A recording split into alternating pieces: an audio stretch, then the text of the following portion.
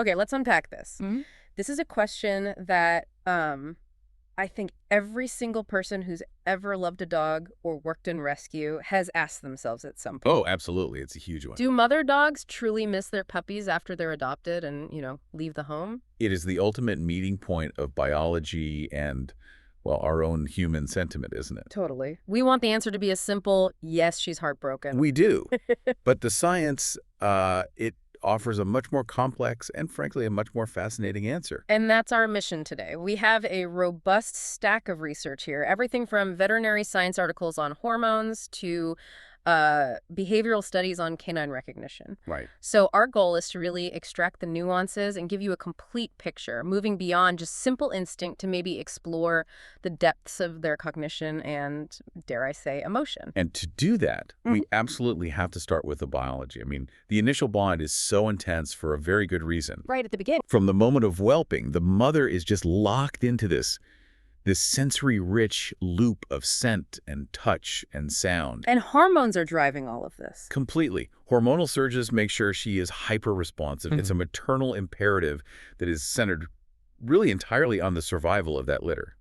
So in this deep dive, we're going to explore how that bond evolves. Does that initial powerful physical connection truly translate into like a sustained emotional longing? Or does nature provide a mechanism for them to just healthily let go? Exactly. And understanding that distinction is so vital for every owner and breeder to make sure we're supporting the mother dog's well-being during and after the whole process. Yeah, this dive at its core is really about respecting the biological realities of canine motherhood while also, acknowledging the potential for this sophisticated emotional depth that continues to surprise researchers. Okay, so let's begin right where that bond is strongest, in the whelping box, in those first few days when the maternal drive is just intensely, almost overwhelmingly strong. Overwhelming is the perfect word. This phase is dominated by chemical instructions. It's pure survival mechanism, amplified by hormones like oxytocin and prolactin. The research is pretty clear on this, right? Oh, yeah. In these early hours, the mother's primary state is just vigilance. And we often see owners worry if a mother whines when a puppy is, briefly absent. She might search around, she might pace. And that behavior is fundamentally driven by an urgent, almost instantaneous need for sensory confirmation. She needs to know that the entire litter is present and safe. It's interesting to distinguish that from what a human might call grief or sadness. It is. Because when we remove a puppy for a necessary reason like weighing or a quick vet check, we tend to interpret her frantic searching as her missing that specific individual. And that interpretation, while it's completely empathetic, it often misses the biological point. So what's the point? Her drive isn't really individualized sorrow, it's more like collective vigilance.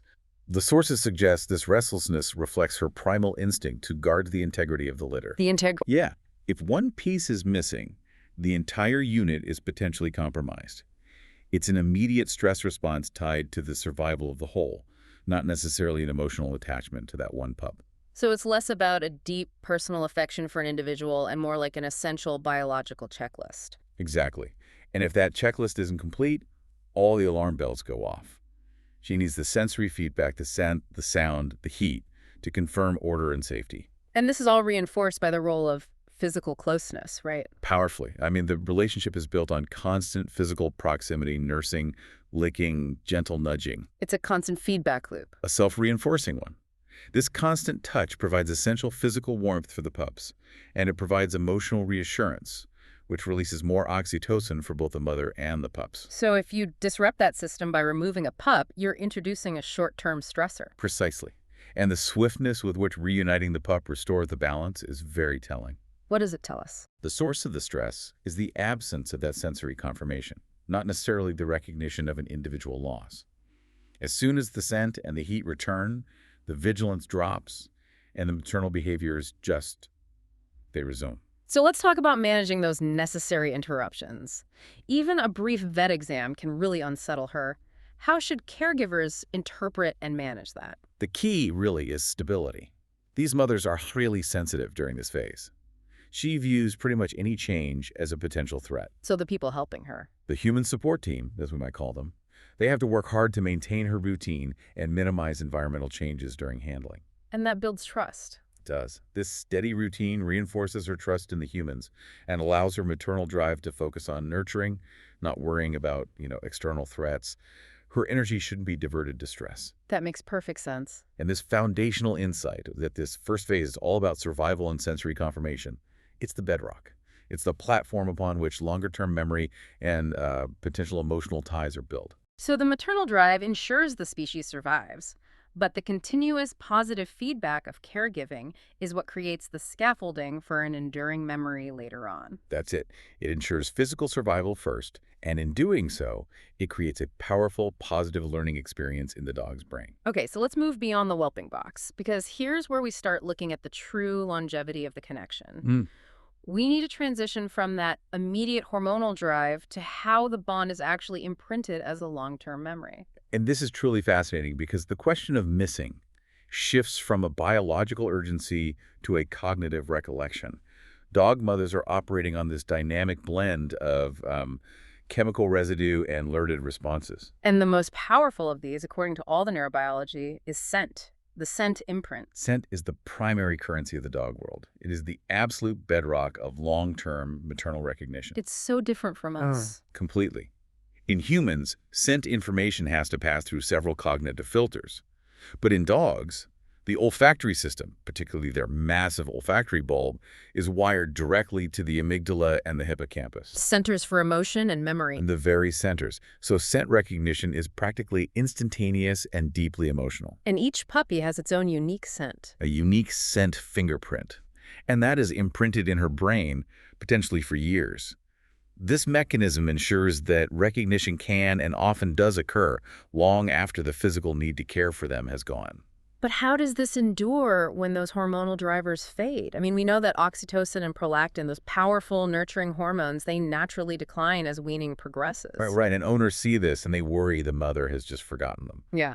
But that's the crucial detail. These hormonal changes, while they signal the end of the intense caregiving phase, they do not perform a complete cognitive wipe. So the memory outlasts the hormones. The memory, anchored by that intense positive experience and the unique scent, it actually outlasts the physical hormonal behaviors.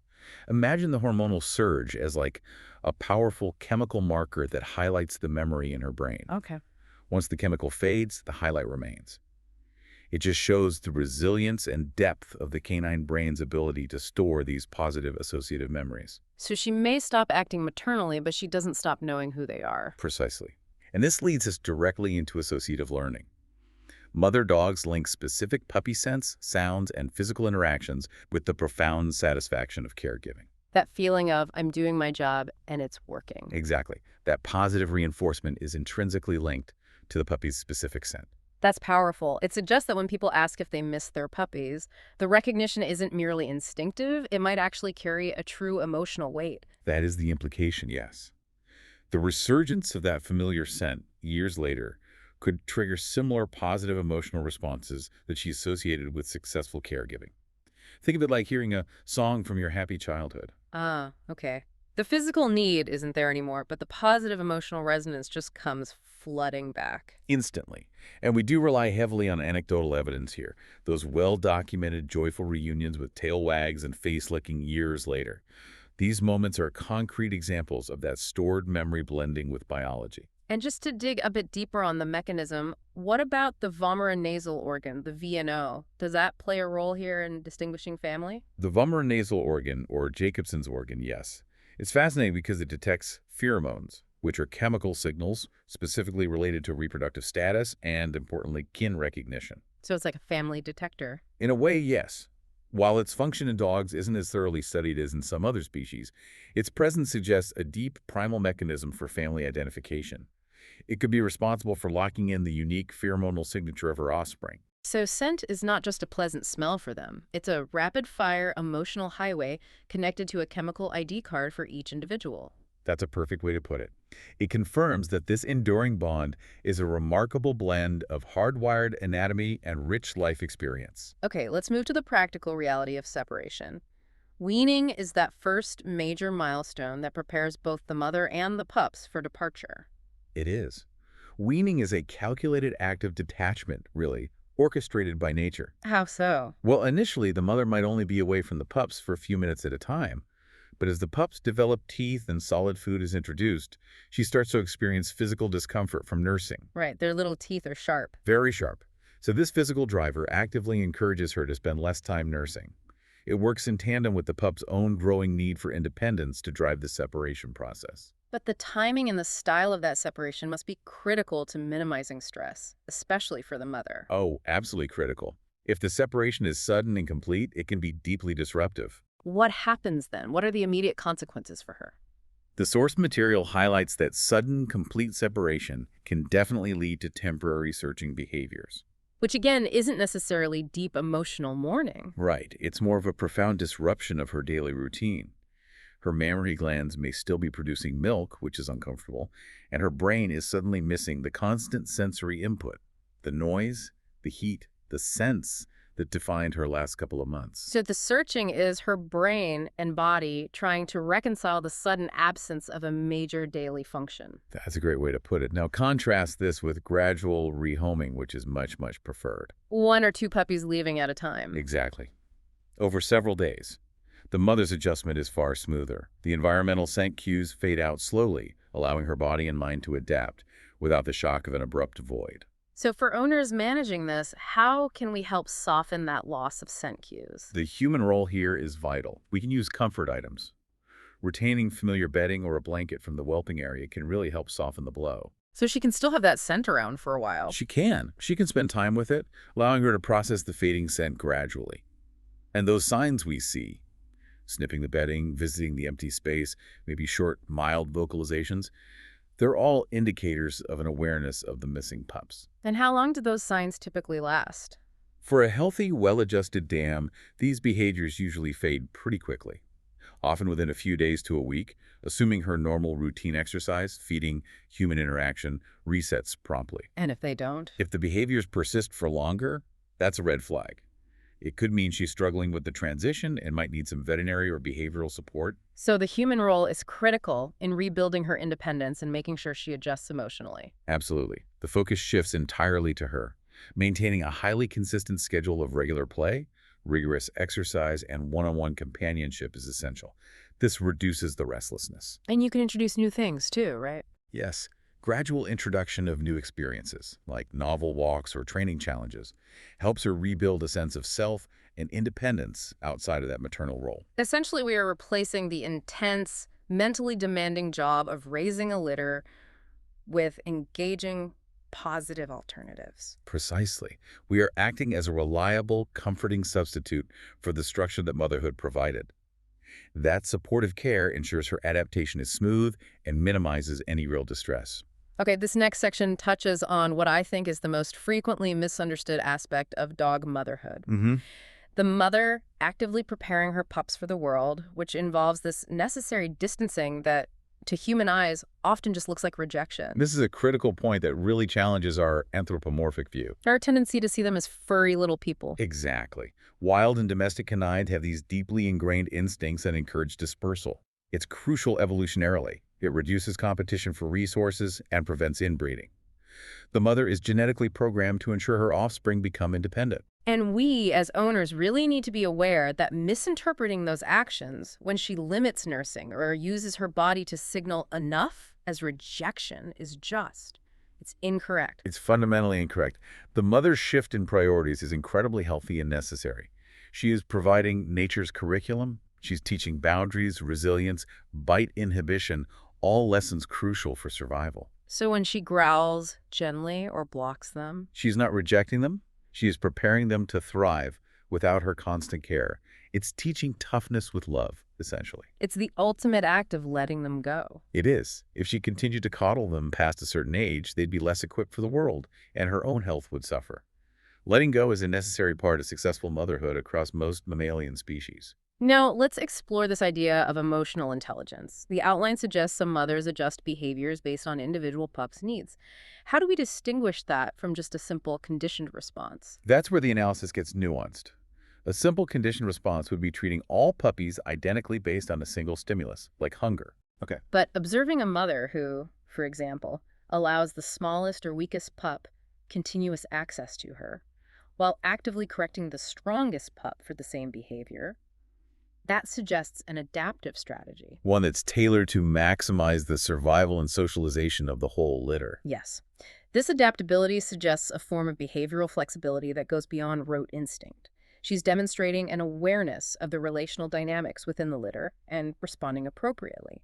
It signals a higher form of cognitive awareness. And does breed or personality play a noticeable role in how quickly she transitions to this letting go phase? Absolutely. Breed predispositions are a huge factor. Can you give an example? Sure. A dam from a protective guarding breed might naturally extend her protective behaviors and exhibit greater vigilance during separation than, say, a dam from a more independent hunting breed who might return to her prematernal routine much faster. Or a high-drive working dog? Exactly. A border collie mother, bred for high engagement, might struggle more with the sudden void of mental stimulation than a basset hound might. So understanding those individual and breed traits allows owners to tailor the care, ensuring they don't force independence too fast on a mother who is wired for high vigilance. Precisely. It blends science, empathy, and practical knowledge. Tailoring care to the dam's intrinsic personality helps support both her adjustment and the puck's readiness for their new homes. Okay, we've established the initial bond is biological, the memory is cognitive and durable, and the separation is necessary. Now we get to the moment every owner dreams of, the reunion. So what does this all mean when the mother and the grown puppy meet again? Does that recognition prove she was actively missing them? The reunion is arguably the strongest anecdotal evidence we have for a lasting bond. The body language is usually unmistakable. What should we look for? Soft eyes, relaxed posture, that low, sweeping tail wag, and sometimes the offering of a soft, comforting nudge. This undeniable joy is what convinces most people she missed them. And we have to honor that joy. I mean, the feeling is absolutely genuine. It is. But the science allows us to appreciate why that joy is occurring. It's a mix of powerful factors. A cocktail of them again. A potent cocktail of neurochemical and memory triggers. We can scientifically attribute it to three things. First, the scent recognition is instantaneous and identifies the individual as kin. Okay. Second, there's the powerful positive association. The memory of successful, rewarding caregiving is triggered. And third, just plain old situational excitement. Let's focus on scent again, because that seems to be the trigger that just unlocks the memory vault. Are there ways to test how important scent is during a reunion? Absolutely. Behavioral scientists note that if you bring a familiar item, a blanket or a favorite puppy toy, to the reunion, the dam often reacts to the item before she even visually confirms the dog is her pup. Wow. She may approach the item first, inhaling deeply, allowing the scent to trigger the memory immediately. This immediate pre-visual reaction proves that scent is the strongest and most reliable link. That's incredible that she can identify the individual before even looking at them. It truly emphasizes how deeply scent-driven the canine world is. And once that recognition kicks in, the social behaviors reemerge instantly. What kind of social behaviors? You'll see gentle grooming, particularly muzzle nudging. That's a submissive, affectionate gesture. The body posture will be relaxed, and they might initiate soft play. All trust signals. And you mentioned teaching behaviors can reemerge, even toward a grown dog. Yes. This is perhaps the most telling part. If the now adult offspring is overly excited or exhibits poor social manners, the mother might correct them with a swift, calm firmness. Like what? A short muzzle pinch, a body block, or a low growl. It mirrors the boundaries she established during weaning. Which suggests the memory is not just who they are, but what our relationship was, complete with rules and rules. Precisely. It's a dynamic social memory. So to ensure these meetings go well, they need to be managed. Overstimulation can ruin it. So controlled reunions are essential. What does a controlled environment look like? It means neutral territory, like a quiet yard or a calm park, not the mother's home where she might be defensive. They should approach at their own pace. Owners must avoid forcing it. The focus has to be on positive interaction, allowing the scent cues to work their magic in a low-pressure context. We've established that the maternal bond leaves this cognitive and olfactory imprint. Now let's zoom out a bit and look at how this memory manifests in other contexts. Okay. Particularly when the mother is exposed to the scent or presence of other puppies that aren't hers. This phenomenon is often categorized as maternal echoes. Maternal echoes, I like that. Even years after her last litter, if a dam is exposed to another female's puppies, she may display visible interest and restlessness. How does this echo typically manifest? Does she try to care for them? It varies, but the reaction often involves the reactivation of those powerful maternal memories. You might see cautious attempts to engage in gentle care, like licking the pups or their bedding. Or she might just seem agitated. Sometimes it's simply restlessness, pacing, or soft whimpering vocalizations, the sounds associated with tending to her own young. It's evidence that the maternal script is still active in her brain, waiting to be triggered. So the brain chemistry and hormonal residue, even if faint, can be reactivated by the environment. Yes, and it speaks volumes about the longevity of that maternal programming. It reminds us that instinctual memory doesn't just fade, it becomes latent, ready to resurface under specific stimuli. So let's discuss the evolution of the bond in households where some older offspring remain. Does the maternal bond just dissolve into standard pack dynamics, or does something unique persist? It absolutely evolves. It does not disappear. The mother retains a permanent, specialized recognition of her own adult offspring. How can we tell? She usually exhibits a unique tolerance for them, allowing behaviors or closeness that she would strictly forbid in unrelated dogs. This selective behavior is compelling proof of long-term kinship recognition. So the initial link translates into a sort of enduring social exception within the pack structure years later. Exactly. Her formal role shifts from primary nurturer to pack leader and social guide. She maintains stability by enforcing household rules, but the underlying familial affection ensures a higher degree of group harmony. And finally, let's bring the human factor back in. We discussed that the mother learns to rely on her human companions for social fulfillment after separation. How significant is this? It is profoundly significant for her emotional health. I mean, the intense cognitive and physical work of motherhood is suddenly gone. It's a huge void. A huge void. And without supportive human interaction, consistent routines, engagement, affection, the dam can fall into lethargy or destructive boredom-related behaviors. So we're not just comforting her, we are providing the essential framework for her mental stability. We are replacing the purpose and fulfillment that the intense caregiving role provided. The dam learns that her primary source of security and companionship has now fully reverted to her human family, which is the key to minimizing distress. Okay, let's turn all of this rich information into concrete, actionable steps. For the listener who is managing this transition, what are the most critical elements of post-separation care? The first priority is always physical recovery. You cannot address the emotional transition if the physical recovery is incomplete. And what does that look like? High-quality nutrition. This means high-calorie, highly digestible food to replenish the immense energy reserves lost during pregnancy and nursing. And rest, I imagine. Absolutely. Yeah. Adequate rest is non-negotiable.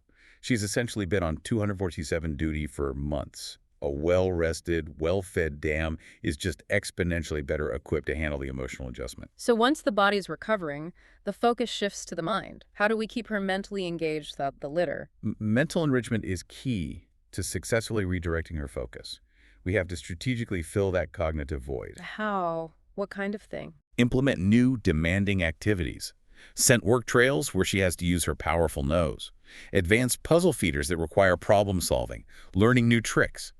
These activities replace the mental engagement she had and prevent boredom or fixation on the empty whelping box. So the goal is to occupy her impressive intelligence with positive challenges. Precisely. And while you are implementing these new routines, vigilant observation is crucial. Owners should monitor her behavior daily in the weeks after separation to catch subtle signs of distress early. What are the specific red flags that owners should be looking for? Look for changes in appetite or water intake. A sudden drop is concerning. Watch for excessive pacing, persistent searching that doesn't fade after the first week, lethargy, or a refusal to engage in activities she once loved. So you need to know her baseline behavior. Yes. Establishing a baseline before separation allows you to identify concerning changes immediately. Early intervention prevents minor issues from escalating. And finally, the ultimate goal of strengthening the human-dog bond. This period is a prime opportunity to deepen your relationship. By focusing on reliable companionship, clear communication through training, and predictable routines, you reinforce her sense of security. You're telling her your job has changed, but our partnership is constant and secure. Exactly. That consistency sets the stage for her long-term well-being and stability. We transition from being her support team to being her stable, trusted leader in this new phase of her life. So if we connect all this to the bigger picture, we see that the question, do mother dogs miss their puppies? It just has no single absolute answer. No, it's a nuanced spectrum. It's dictated by these powerful forces of biology, deep-seated instinct, and a remarkable capacity for learned association and long-term memory. The initial bond is all about survival. It's physiological, yes, But the subsequent memory is cognitive and lasting, anchored by the unique power of scent. For many dams, the transition back to independence is swift and healthy. But something remains. For all of them, the enduring awareness remains. The recognition upon reunion, those moments of apparent reflection when a familiar scent surfaces in a permanent, specialized place in their hearts for their grown offspring. And that complexity really defines our responsibility as their guardians. Mm-hmm. We have to honor the bond by supporting her through the process, respecting both her instinctive need for a healthy release and the emotional capacity she demonstrates. Ultimately, the profound love of a mother dog is expressed not just through nurturing and teaching, but through that final, crucial act of releasing her offspring into the world so they can thrive. Her impact, rooted in scent and memory, leaves a mark that lasts far longer than the few weeks they physically shared. It really does. And as we close this deep dive, we'll leave you with one final thought to explore on your own. We've discussed how memory and recognition in dogs are so powerfully tied to scent, capable of bypassing visual confirmation years later by triggering those emotional and memory centers in the brain directly. So consider this. If those chemical scent signatures are so durable, what everyday objects in your own home, a specific leather couch, the scent of a certain cleaning product, a favorite blanket, or even a smell carried in on the breeze, might silently be triggering profound long-term memories in your dog right now? Memories of past litters, lost littermates, or perhaps a long-ago joy. Memories anchored to a history we rarely, if ever, stop to consider they might still carry.